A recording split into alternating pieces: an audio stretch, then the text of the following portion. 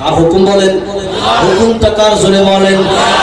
ইন্নাস সালাতি ওয়া নুসুকি ওয়া মাহইয়ায়া ওয়া মামাতি লিল্লাহি রাব্বিল আলামিন।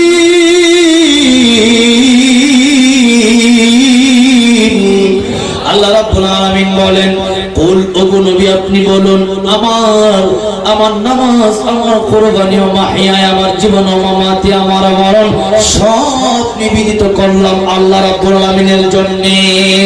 সব হবে আল্লাহর জন্য, আর তরিকা হবে আমার রাসূলের তরিকা। আল্লাহ যা বলছেন, রাসূল যা করেছেন, ওইটাই হবে ইসলামের কাজ।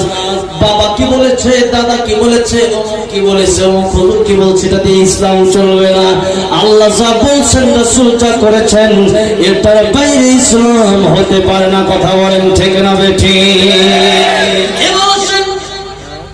আল্লাহর হুকুম, রাসূলের তরিকা বলতে হবে, এর ভিতরে শিরক থাকতে পারবে না। তাহলে আপনার এই ইবাদতটার মাধ্যমে আপনার জান কবরটা হয়ে যাবে শান্তিময়। আপনার কবরে যাওয়ার পর কবর রাউযাতুম মিন রিয়াজিল জান্নাহ আও হুফরাতুম মিন হুফারিন নার, কবরটা কারোর জন্য জান্নাতের বাগান হয়ে যাবে, আর নয়তো কারোর জন্য